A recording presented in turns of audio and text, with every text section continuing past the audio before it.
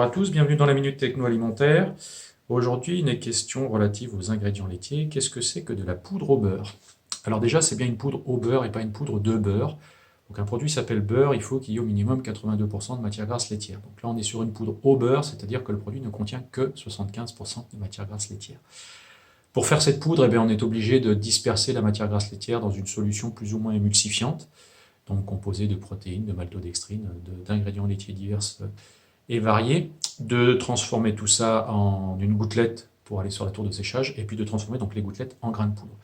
Donc une partie des fonctionnalités de la poudre au beurre, vient non seulement du beurre lui-même, mais du support de séchage qui peut être plutôt riche en maltodextrine, plutôt riche en caséinate, plutôt riche en protéines laitières, ce qui fait des fonctionnalités qui peuvent être un petit peu différentes. J'ai eu l'occasion de tester ça en crème glacée, ça donne des résultats intéressants, notamment sur la prise de viscosité et l'aptitude au foisonnement des produits qu'on obtient. Donc le produit contient donc aux environs de 75% de matière grasse laitière, ce qui fait qu'il contient 25% d'autres choses. Vous retirez les 3-4% d'humidité, vous avez en gros 20%, soit plutôt de produits type maltodextrine et quelques protéines, soit quelque chose qui est beaucoup plus riche en protéines, ça peut monter à 15-20% de protéines. Et puis donc des émulsifiants, on retrouve bien souvent des mono et des glycérides dedans pour pouvoir mélanger tout ça avant de faire la poudre.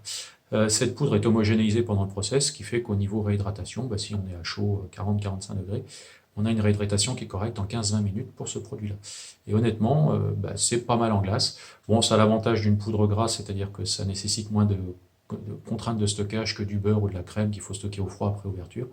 Mais en termes de déclaration d'ingrédients sur l'étiquetage, ça fait pas top d'avoir poudre au beurre sur ce produit-là. La durée de vie du produit, tant que c'est pas ouvert, c'est aux environs d'1 an. Après ouverture, il faut faire attention.